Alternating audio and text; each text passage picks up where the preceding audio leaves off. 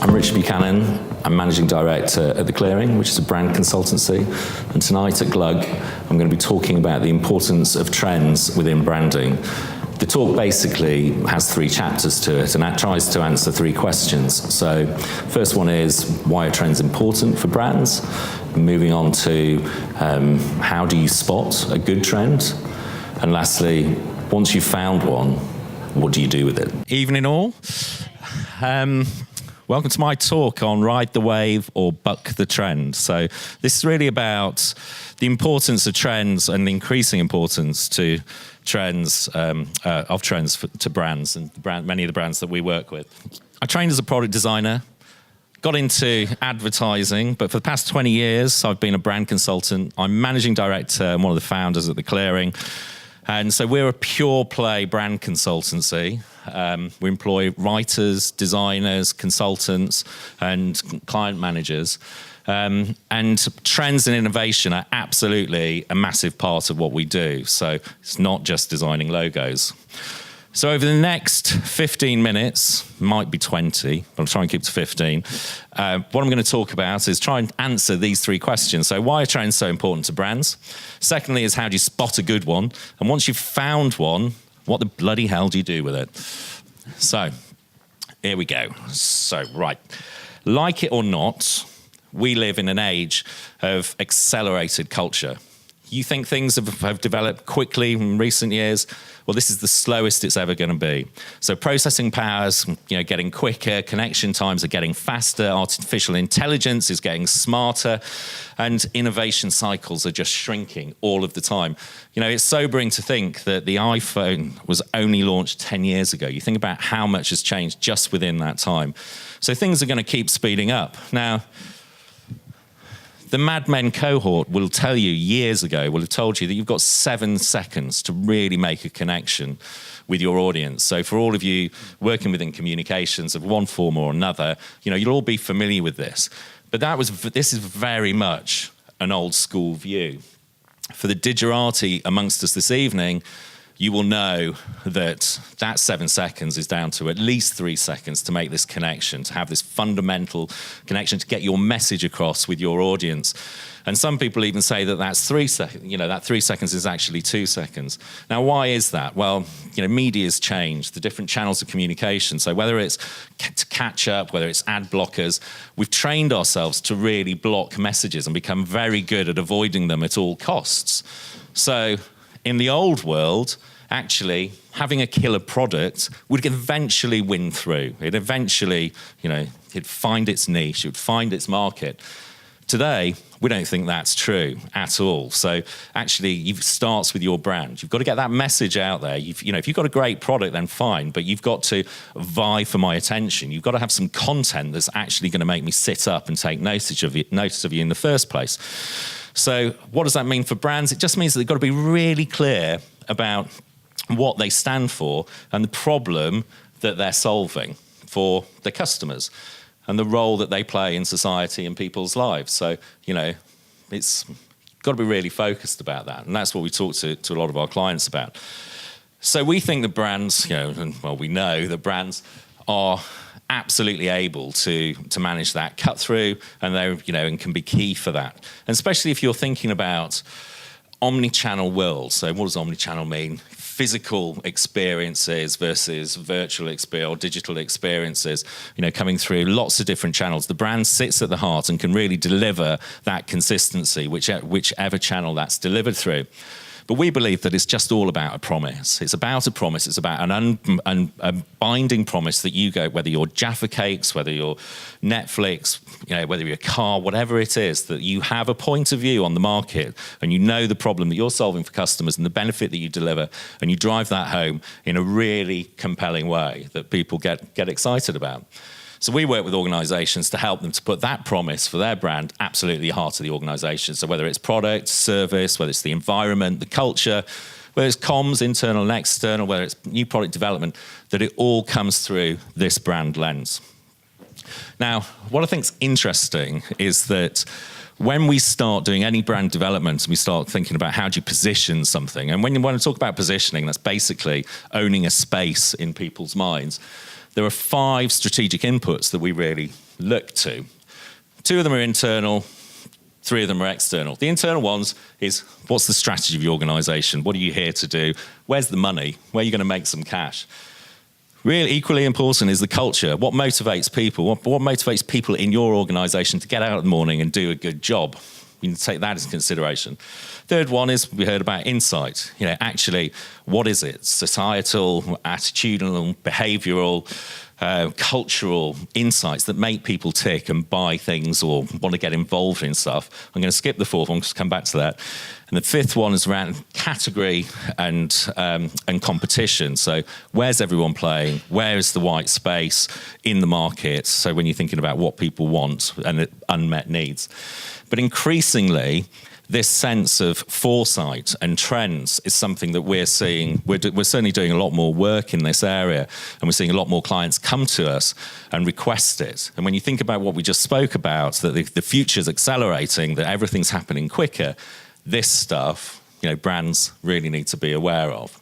So, why are trends important to brands? I think there's 3 points. So, failure to understand the trend basically means that you're ill prepared for the future. And secondly, that means that you don't really understand your role in the world or, the problem that you solve in customers' lives. So we'd say that foresight and trends really they're no longer just nice to have. So brings me to my second question. How do you spot a good trend? How many people in the room have read this book?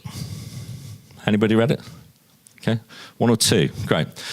Well, like all business books, it probably could have been condensed into a good essay. But anyway, you've got to get value for money, so you can pad them out a bit. But Blinkist is always good for paraphrasing these things. If you haven't got that app, look into it. Now, how to think different, curate ideas and predict the future. It's written by a bloke called Rohit Bhargava. He encourages, or he teaches people to basically be a trend curator. So think beyond the obvious is what he's talking about. And he says he encourages people to think like a museum curator. Now think about when you go to a museum, the things that's really interesting is not, just going and see the artifacts and antiquities. It's about the bigger narrative. It's about the details that sit behind that. It's about those linkages that sort of inform you around what's happening in society. And this is very much around his approach about how do you do it. Now, he talks about within his book, he says that, in the end of the 1960s, early 1970s, that basically people made an assumption around what life would be like by the year 2000. Now, you've got to think at this point, Space 1999, for the people who are over 40 in the room, was the biggest TV show worldwide. The rocket power was in ascendancy. Car ownership had hit the mass market, so everyone was driving around in cars. And there was a fascination with space travel, following the Apollo 11 lunar landings in '69. So what's the conclusion trends analysts came to? Everyone's going to be flying cars by year 2000. Don't know about you, I don't know anyone who's got one of those. But actually, if you'd applied the principles and thought about this and taken the context of that moment in time, you might have gone scarcity of natural resources, rising fuel costs. Public are concerned about this thing called nuclear power. That sounds quite scary. There's this organisation called Greenpeace, which has just been founded in 1971. And if you look back historically around where transport came from, and it wasn't before, it was fossil fuel powered, actually it was wind and it was horse. So it was renewable energy sources. Maybe you might not have got to an electric car, but you might have got to, we're going to have some sort of renewable form of transport in the future. So back to thinking beyond the obvious. Within his book, he talks about 3 golden rules, and I find these really useful, just in terms of when you're thinking about the future.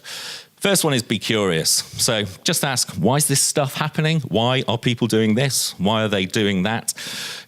What will that technology actually do for us? And really analyze that. So just be like a magpie and collate all of this stuff. This one I love because people, don't necessarily tell you to be fickle, but be fickle, be restless. Don't get fixated on one outcome when it comes to trends. Think about all the different eventualities, explore those different scenarios, and think about what the implications are for you. This isn't an exact science. It is a dark art. So you're rarely going to get to exactly what that answer is, but it will make you think differently about the way that you approach it. Objectivity, be objective, is the third one. This is a great piece of advice.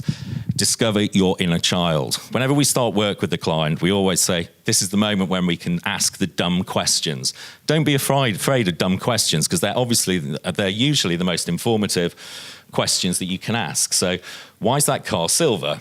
Why are they wearing that shirt? Why is that bag made of that material? These quite simplistic questions will actually start to just open up and reveal fundamentals about human behavior and what's actually happening. So do that. That's the good stuff. That's the good stuff. Think about those details and the linkages between them. Okay, third question. You found your trend, or you've learnt about it, and you go, what are we actually going to do with this? So I'd just like to talk to you about a job that we did for Ocado in 2012. So Ocado came to us and said, we've got 350,000 customers. Most of them are inside the M25. We need to get bigger. We've got 0.05% of the grocery market. We need to get out there and tell ourselves, how are we going to do it? And they said, we think the way to do this is to set up a series of specialist online stores that have a service component that means that we can beat Amazon in that space. So as a result of some of this work that was done, we netted out on what was the right category for us to go for. Everyone loves cats and dogs, especially on the internet, right? So Pet Store was one of the specialist online stores that we were looking at. And when you started just sort of applying some of the principles that I just spoke about and sort of beginning to build up this picture, you go, from 1970 to 2010, seeing pet ownerships, particularly around pets, cats and dogs, 4 million up to 8 million. So you go, it's growing. Great. That's a good place to start. But in the 70s, if you haven't been to the exhibition, by the way, on the Strand, go and see it, and the film, both very good. And in the 70s, people used to feed their dogs and cats with the scraps off their table. So, they didn't have gourmet cat food like my cat Alan has. And when we were researched, so we went out and spoke to people, and 47% of the consumers, spend £50 to £1,000 on their animal every year. That's quite a lot of dough. What's more interesting is that this was done in recessionary times, and only 12% of people said that they had reduced their spend as a result of recession. So Alan was still getting his gourmet, but my kids were on bread and water. So we also go out and, when we're doing this stuff, we talk to experts. So find the experts in the field, go and talk to them. A wise man once told me, sounds dodgy, if you can do it to a human, you can do it to an animal or your pet. So 25% of pets of that 8 million are insured. Most of them cats and dogs, because vet bills are bloody expensive, right? But did you know that you can get beef-flavoured Prozac for dogs? So not only do we love them, we are really fundamentally concerned about their emotional well-being. A dog's won Britain's Got Talent, not once, but twice now. It just won at the time that we were doing this, and we're going, okay, so we're a nation of animal lovers. We get that. But when we start thinking around some of the social and demographic and economic factors that sit behind that, we're sitting against an aging population. And with that, and also about the way people are choosing to live their lives, we're seeing the rise of single-person households. So between 1990 and 2010, more than doubled in terms of what we're seeing. So, I wish we could claim that we came up with this trend. We didn't. We were one of the early adopters of identifying it. But humanization. Love this shot. This was, I think it was a bunch of paper chase cards, but anyway. Pets So the insight is here that basically pets are filling the holes in people's emotional needs. So, how many of you, not how many, but we all know people who will have a cat or a dog and treat it like their child, and need as much from it as they need from them. So the insight that we came up with out of this is because we're always about we want a point of view. We want to say, what is it that makes you different? Differentiation comes from, it's just having a real clear point of view, what people want and what you can do, delivering it in a different way. So our point of view was one of the family, something that Pets Magazine, I don't think they've seen this presentation, but they certainly agree with, and later, so, they're part of the family. So we're not alone in this thinking.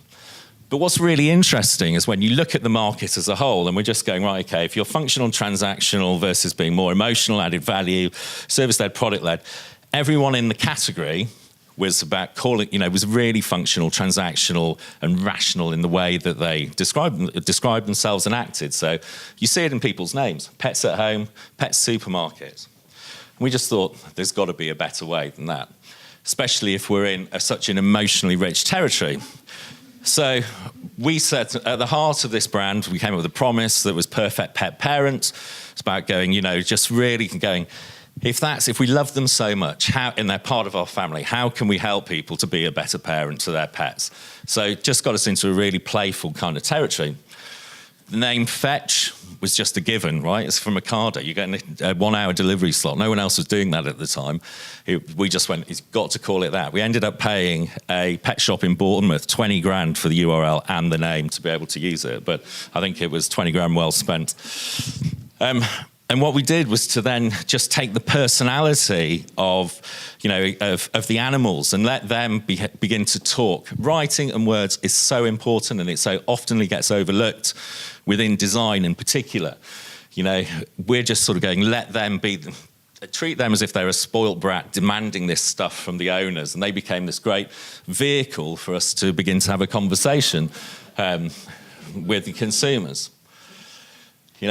When I register, it's not me that registers, it's Alan, and Alan gets an email to tell him, happy birthday, Alan, you need some worming, Alan, you need some flea drops. It's trying to integrate ourselves into the experience on how we deliver it.